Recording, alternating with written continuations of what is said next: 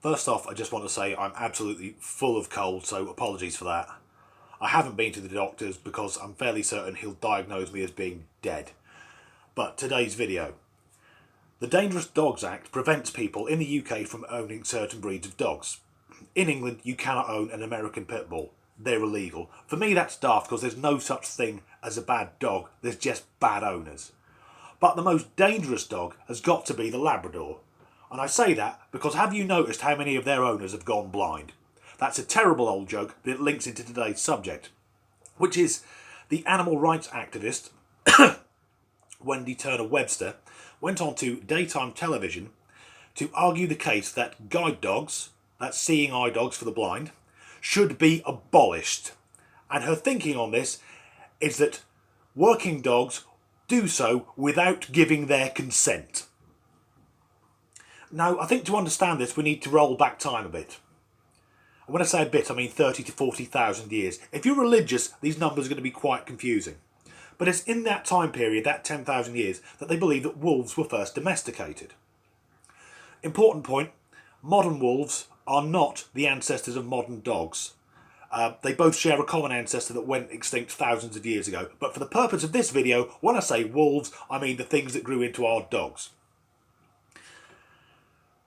And no one knows how this has happened, how they were domesticated, but the most compelling argument I found is that they partially did it themselves. Because thousands of years ago, you've got early humans and wolves, both predators, going for the same food source. So it's the dangerous wolves that the humans would have killed. Thus, the more placid ones, the ones with the friendly gene, they would have thrived. So in a few generations, you'd have packs of wolves which were quite calm around humans. And the story of how humans and dogs have evolved in a way that they coexist and co-evolve in a way that's mutually beneficial is remarkable. I say mutually beneficial, it starts that way, but we're in this story, so no, it's going to go wrong for the other party. So what were the advantages thousands of years ago? Well, for humans, you've got an animal which can be trained to protect your family. As agriculture progressed, it could be trained to protect livestock. And crucially, of course, wolves are effective pack hunters. They're faster, more agile, and have more endurance than humans. What great allies to have. And for the wolves, early humans used tools. They could make fires. There's always warmth, food, and shelter. And crucially, of course, as much as wolves are good hunters, they've got nothing on us. Human beings are fucking terrible. We've killed every species we've ever come in contact with, and when we're not doing that, we're killing each other. We've done it from the dawn of time.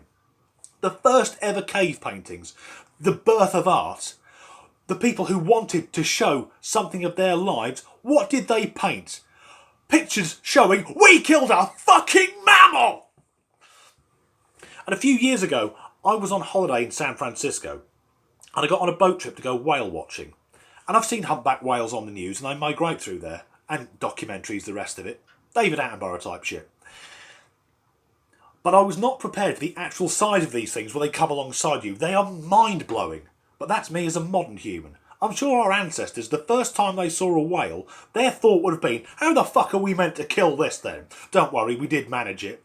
Hunted them mostly to the edge of extinction. And now whaling's banned, except for in Japan, where they carry out research, which seems to be why they enjoy killing whales so much. But if we go back to the wolves and the humans, from that first domestication, every time they've been bred from wolves and then into dogs, it'll be in a way that is advantageous to the humans. So you'll have dogs that were bred for farm work, for hunting, and for companionship, and this goes on to this day. You get them yappy things that mindless celebrities have as fashion accessories, and of course, guide dogs for the blind. And this idea that a dog does not give its consent to work, how the fuck are you meant to, well, analyse that? A dog will not sign and date something. It won't scroll through the terms and conditions and click the box at the bottom, say agree to all, then unclick that one about we may occasionally send you emails. You fucking well won't. If you want to see if a dog's consenting, watch the bloody dog. Because have you ever tried to get a dog to do something it doesn't want to do? Now, there are some people who do this through cruelty and punishment, and if I had my way, they'd all be burnt at the stake. But from experience, you can't make a dog do something it doesn't want to do. I have walked 2 miles along a beach with a Staffordshire Bull Terrier off my shoulder because she didn't want to let go of the bloody stick. And it's reward. That's how you can see a dog is cooperating. Watch a sniffer dog at an airport. They're running around because they know if they get the right smell, they'll get to play with a ball. They'll get a treat. They'll get a fuss. That's all dogs want. They want to be involved. You watch any action film where the hero is confronted by guard dogs, those scenes are always utter shite because the thing they can't stop the dog doing is wagging its tail. That dog is not angry. It's trained to know if it barks at this dickhead for a couple of minutes, it can go outside and play frisbee in the car park. And guide dogs are exactly the same. I saw one a couple of weeks ago stop its owner by a pedestrian crossing, jump up, hit the button, and then its tail went mad because it's done what it's trained to do. It's going to get a fuss, and crucially, it's protected the pack leader. That's what we are to them. So there's your bloody consent, Wendy. But it turns out Wendy Turner Webster has a bit of a dark side. You see, she's revealed she has a pet dog. She keeps an animal in captivity for her own amusement. And not only that, she rides horses. Astride another creature, asserting her dominance. What sort of monster are you, Wendy?